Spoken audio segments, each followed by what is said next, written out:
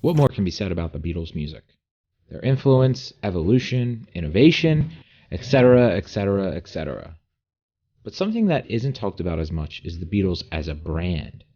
Now that brand has been crafted over years with some slight tweaks, but it all starts with Brian Epstein, who crafted their image and their story.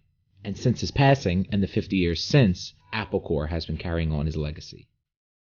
Each member of the group has a unique personality, so much so that people treat which Beatle as their favorite like they would which Hogwarts house they would belong to.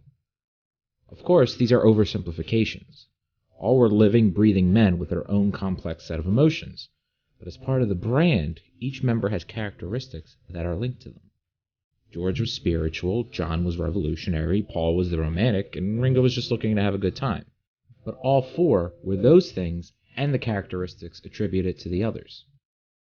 Their narrative is also perfectly crafted, a clear musical evolution all wrapping up in 7 or so years. Their story has become the rock band stereotype and standard to which all are compared. Their discography is another example of how their brand is perfectly managed.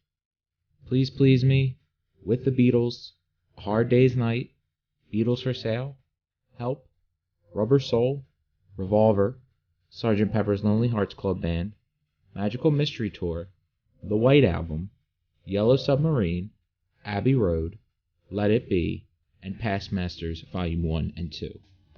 These are the albums that make up the Beatles' official discography, the canon.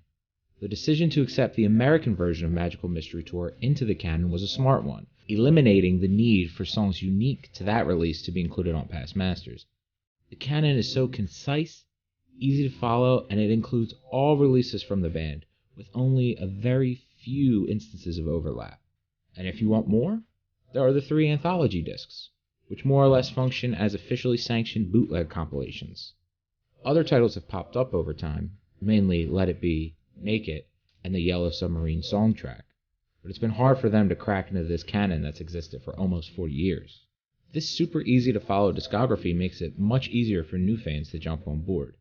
No asterisks or different editions that the listener needs to track down, which is kind of ironic considering how jumbled up the Beatles' releases were outside of Great Britain.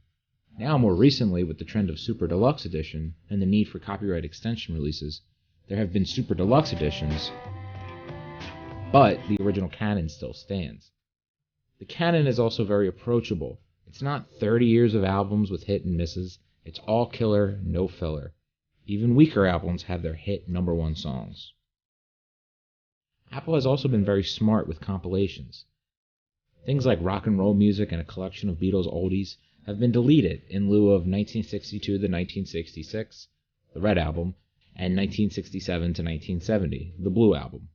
Those 2 albums form the comprehensive greatest hits, but for a more compact, there is one, which is a massive success in its own right. For a possibly unfair comparison, look at how many Rolling Stones compilations there are and how frequently they come out. Apple Corps is also very protective of the band and their brand, and usually when they do approve something, there is direct involvement from a band member or a member of their family.